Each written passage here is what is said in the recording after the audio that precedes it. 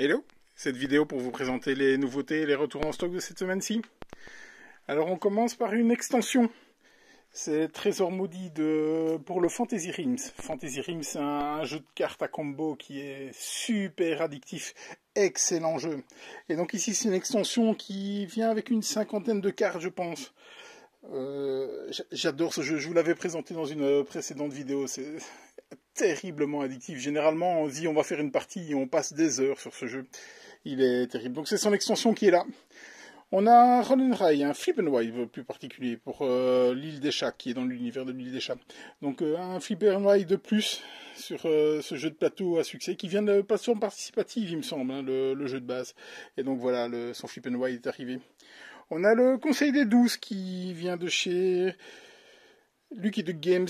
Donc c'est une suite, on pourrait dire, du Roi des 12, mais celui-ci est coopératif. Par contre, de ce jeu. Donc c'était un petit jeu de défausse de pli, hein, le Roi des 12. Et donc ici on a sa version coop, le Conseil des 12.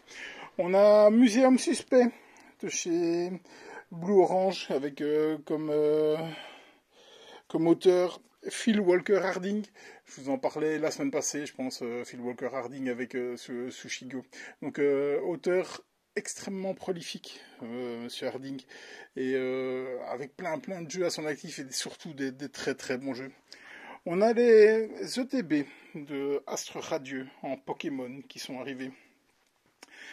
La toute première grosse extension, la grosse extension rethématisée, hein, pour Horror Arkham, le jeu de cartes, c'est le coopératif, très très bon jeu, hein, dans l'univers de Arkham. Et ils ont décidé de changer de format au niveau de leurs extensions. Et donc voilà, c'est l'héritage de Dunwich qui était la première campagne du jeu de cartes. Et donc là, elle vient d'arriver. Donc là, ici, on est sur la boîte de campagne. Hein. Il y a déjà eu la boîte d'investigateur qui est arrivée il y a une semaine ou deux. Et donc là, on a la boîte de campagne. Donc je pense qu'ils vont refaire toutes les extensions qu'ils avaient faites. Donc normalement, la prochaine devrait être Carcosa, je pense. Et donc voilà, c'est la boîte de campagne pour Horror Arkham, le jeu de cartes. On a chez Super Meeple Firestone, un jeu familial ou intermédiaire d'exploration et qui a comme auteur Klaus Jürgen, si vous le connaissez, pour ses Carcassonne. Oui, c'est le papa de Carcassonne, donc énorme auteur à succès. Au niveau de la boîte de jeu, on a une localisation de Whistle Stop. Whistle Stop, c'est la suite ou le préquel, je ne sais plus, de Whistle Mountain, qui est arrivé aussi via la boîte de jeu. Donc ça a été des jeux qui sont sortis il y a 2 ans, je pense, en VO. Donc j'avais bien aimé Whistle Mountain, mais ça me demandait une partie à reconfirmer. J'ai pas encore eu l'occasion, j'aimerais bien, avant de pouvoir jouer à Whistle Stop. Encore un Flip and Ride, Captain Wars. Donc là, on est sur un jeu d'Alexandre Aguilar, un auteur du sud de la France, je pense. Ce jeu a été poussé très très fort par une boutique française. Il a la particularité d'être un Roll and Ride, pardon, pas Flip and Ride, Roll and Ride, interactif. Donc là, franchement, ce serait nouveau dans le style, parce que ces jeux sont un peu des jeux où on joue un peu seul dans son coin, où il va falloir aller collecter des trésors et ce genre de choses, et surtout attaquer les autres. Et donc là, l'interaction est là. Je vais essayer de le jouer prochainement, pour voir vraiment s'il tient ses promesses. C'est toujours un événement quand Monsieur Pfister vient avec un jeu. Et là, c'est Boon Lake. Boon Lake, il était déjà en VO depuis octobre, hein, je pense, SN. Il revient avec un gros jeu, Alexander Pfister, Boon Lake. Je l'ai joué à plusieurs reprises et j'arrive pas à mettre le doigt sur ce qui ne me plaît pas réellement dans ce jeu. Ça reste un très bon jeu, mais je sais pas pourquoi il va pas intégrer ma ludothèque. Vraiment, c'est un mystère ce jeu. Et je l'ai déjà joué plusieurs fois et à chaque fois, je mets pas le doigt sur ce qui cloche avec ce jeu. To Can Do It de chez Gigamic. Et donc c'est des auteurs à succès aussi, hein, je vous l'ai montré, c'est Kramer et Kissing, hein, qui ont signé pléthore de jeux, et Michael Kissing qui est le papa d'Azul, entre autres. Hein. Donc ça c'était pour les nouveautés. On passe au niveau des retours en stock. Donc on a Pokémon, le grand jeu du cherche et je trouve. On a aussi Léo Fourneau, magnifique boîte, superbement illustrée, je trouve super. Un excellent filler, hein, donc une heure de jeu avec une phase d'enchère totalement sublime et après la production où vous vous cassez bien la tête. Léo Fourneau, magnifique jeu, j'ai encore joué ce week-end, une vraie perle pour moi. Et on a un énorme retour en stock, c'est les Lettres de Whitechapel.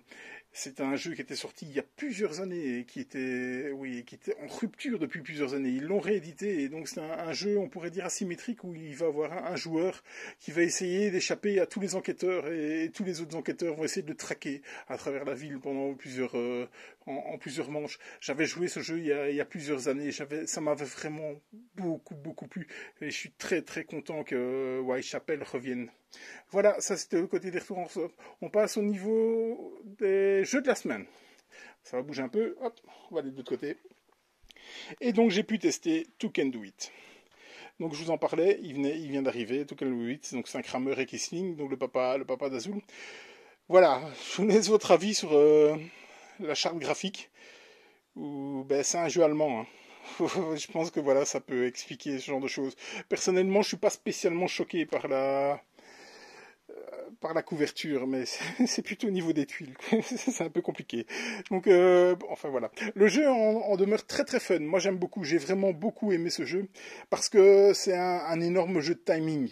Donc vous allez lancer un dé et déplacer un de vos pions sur les tuiles qu'il y a là. Et tout le sel du jeu est que si vous êtes le dernier à quitter la tuile, eh bien vous récoltez la tuile et vous n'avez pas le choix. Et donc il y a des tuiles vertes qui vont vous rapporter des points positifs, mais il y a aussi des tuiles rouges qui vous rapportent des points négatifs. Vous avez aussi des tuiles trèfle, ça c'est super important parce que ces tuiles trèfle, si vous arrivez à les récolter, eh bien les tuiles négatives que vous avez dû prendre pendant le jeu, eh bien deviennent des points positifs. Et donc là, voilà, on commence déjà à avoir une certaine stratégie sur les tuiles négatives, parce que vous avez quand même des tuiles qui vous donnent un moins 10 points de victoire. Mais si vous arrivez à la coupler avec un trèfle, ce sera plus 10 points de victoire. Il y a aussi des petites tuiles qui provoquent de l'interaction, parce qu'il y en a pas mal, c'est les tuiles cadeaux. Et si vous sortez seul d'une tuile cadeau, eh bien vous êtes obligé de donner la dernière tuile que vous avez, parce que les tuiles que vous récoltez, vous allez les mettre en tas devant vous, et bien la dernière tuile que vous avez, vous devez la donner. Et donc là, le timing est super important aussi, parce que si la dernière tuile est une tuile positive, avec plein de points de victoire, ou une tuile trèfle par exemple, qui fait que, encore une fois, les tuiles négatives deviennent des tuiles positives, eh bien vous devez les donner. Et donc là, voilà, tout le sel est là. Et donc quand vous chopez une tuile trèfle, vous allez essayer de prendre une tuile négative, mais essayer de la conserver aussi pour que ça devienne des points positifs. Et voilà. Et ce qui est bien fait aussi, c'est que si jamais vous donnez une tuile positive, eh bien vous allez la donner à celui qui a une tuile à la plus forte, enfin la plus faible valeur, la tuile négative devant lui. Et si vous donnez une tuile de valeur négative, eh bien vous allez le donner à celui qui a la tuile la plus forte posée devant lui. Et donc ça c'est quand même super important, ce genre de truc, et c'est vraiment très très bien fait à ce sujet-là. Donc la partie s'arrêtera quand tout le monde sera sur la case d'arrivée. Et encore une fois, le timing est vraiment top. Et on joue en disant ah ben non, lui, il faudrait vraiment qu'il s'en aille. Je vais essayer de partir en premier là, ou alors si on est à deux sur une tuile super importante, on aimerait bien que l'autre s'en aille, qu'il bouge. Et voilà, et tout le sel du jeu, il est là. J'ai vraiment beaucoup aimé To Can Do It, un jeu avec pas mal d'interactions, et c'est assez fun, c'est assez court aussi, hein, une partie, ça va durer un quart d'heure, 20 minutes, et on est sur un jeu familial. Ça, c'était une belle découverte que j'ai eu l'occasion de jouer ce week-end. J'ai pu aussi jouer, on me l'a présenté, mon grossiste est venu me le présenter la semaine passée, et je l'ai rejoué hier, par exemple, à Muséum Suspect, et j'ai adoré ce jeu. Encore une fois, on est dans du familial. Je vous disais, l'auteur, je vous le montre encore, c'est Phil Walker Harding, auteur très prolifique et à succès, qui fait toujours des très bons jeux. Il reste souvent dans une gamme intermédiaire, voire familiale. Et donc ici, il a revisité un peu le qui est, on pourrait dire. Mais pas que. Il est venu rajouter une touche bien plus profonde, où le bluff vient et la stratégie viennent là-dedans. Et donc à votre tour de jeu, vous allez pouvoir... Donc d'abord, pour le but du jeu, il va falloir essayer de retrouver les suspects. Les suspects, ils sont tous ici. Vous avez un carré de 4 sur 4. Tous ici.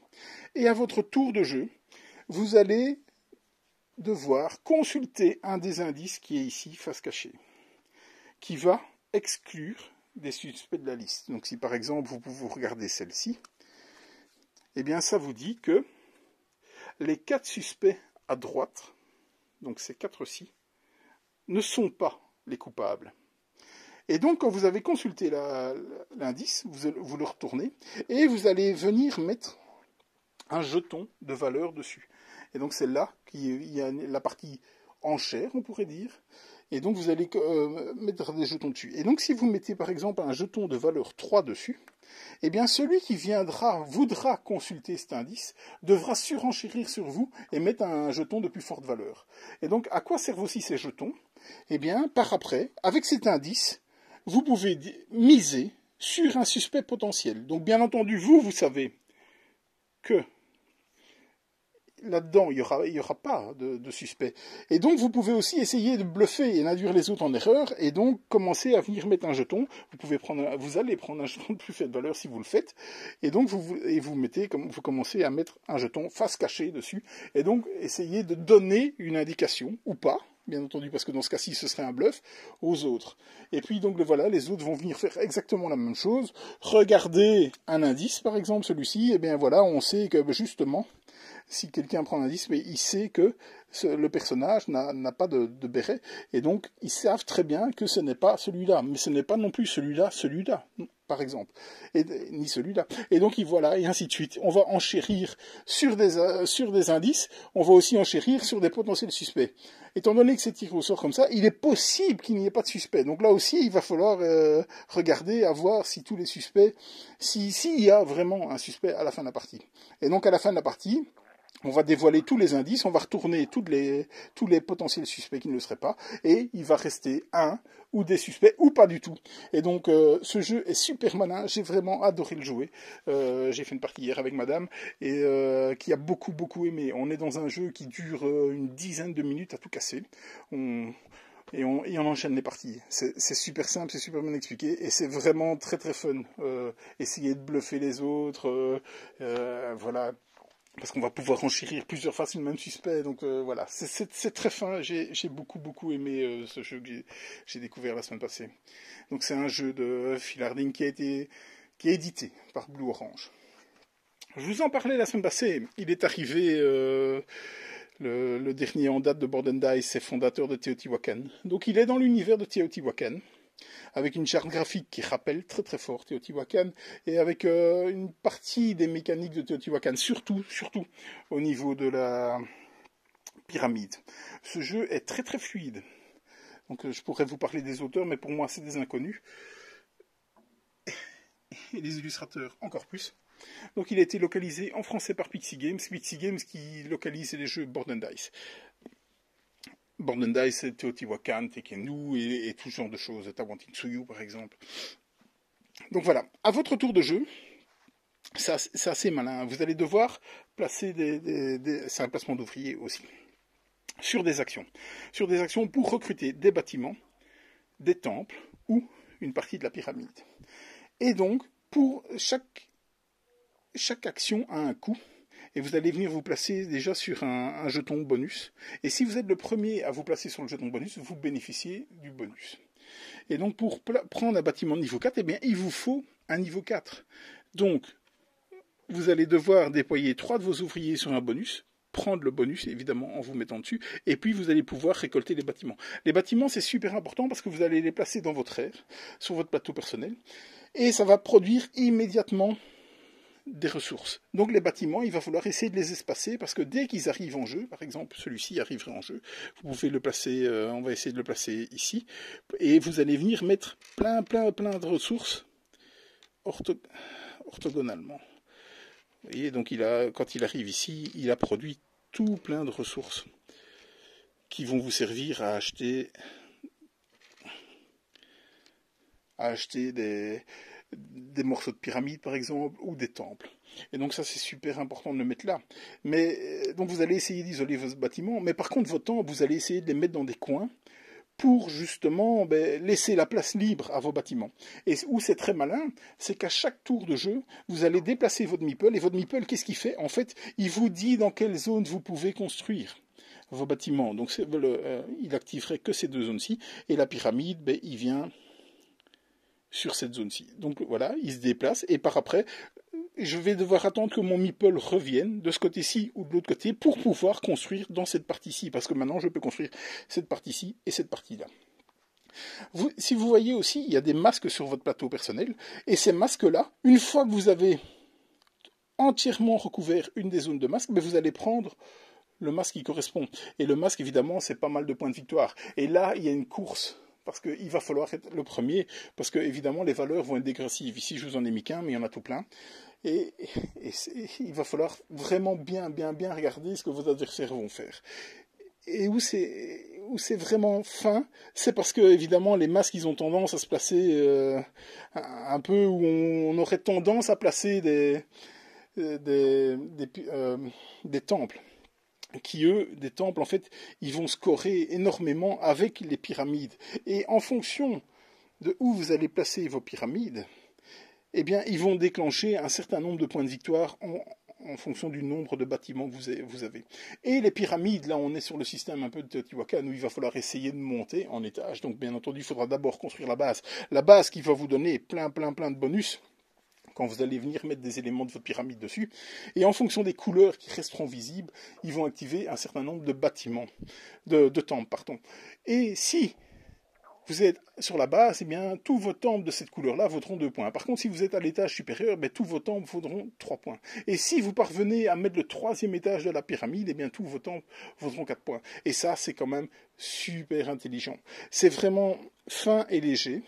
Ça prend pas énormément de temps, mais il y a moyen de bien se casser la tête. On est sur à peu près 3/4 d'heure, 1 heure de jeu, je dirais. On est vraiment dans un intermédiaire.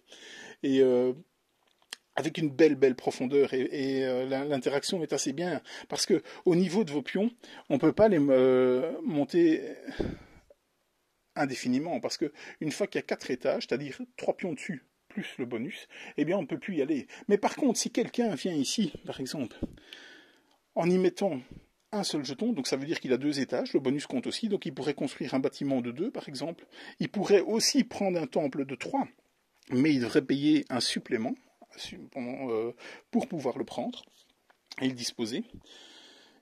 Les autres, vos adversaires, vont pouvoir venir au-dessus de vous, et même vous pouvez retourner au-dessus de vous, ce qui fait que vous avez déjà, donc si vous aimez vous y retourner avec un d'action, eh bien vous pouvez faire une deuxième fois l'action. Donc bien entendu, ici on travaillerait sur la construction de bâtiments, et donc là on aurait un niveau 3. Et donc ça c'est super intéressant d'y retourner plusieurs fois, parce que déjà, vous avez que la première manche, vous avez que 6 disques, si jamais vous jouez en solo, par exemple, ou à 2 joueurs. Et la deuxième manche, vous n'en aurez plus que 5. Ça se joue en 4 manches, selon la configuration des jeux. La troisième manche, vous n'en aurez plus que 4. Vous voyez, c'est dégressif. Et donc là, il va falloir être très fin et pas y aller comme un bourrin en disant oh, ok, je dépense toutes mes actions pour pouvoir prendre cette tuile qui vaut une valeur de 4 par exemple, parce qu'après vous n'allez plus faire 1000 actions.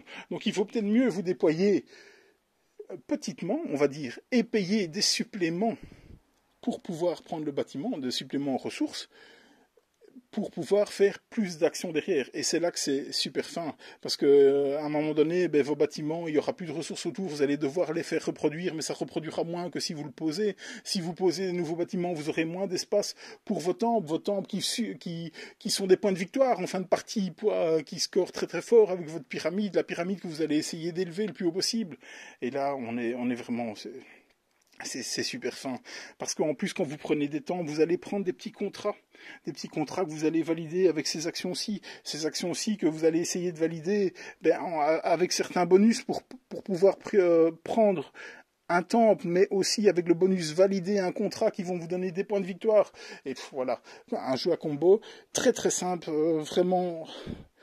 facile à prendre en main, mais avec une belle profondeur. Il faut juste pas oublier, parce que ça c'est vraiment le côté, on oublie vite fait, c'est de bouger son meeple, parce que c'est super important, parce que ça interagit dans les quartiers que vous pouvez. Et donc, ça s'oublie tout de suite. Avant, quand vous avez terminé votre action, vous oubliez de bouger votre meeple. Et donc là, voilà, c'est le côté un peu négatif de ce jeu-là, avec un matériel peut-être... limite, mais enfin Board and Dice, on sait généralement à quoi s'attendre niveau matériel, et le matériel est correct, mais n'est pas fou, Donc pour un jeu voilà, les plateaux ont un peu tendance à gondoler, ou on est sur un matériel limite. Ils ont déjà fait pire. Voilà.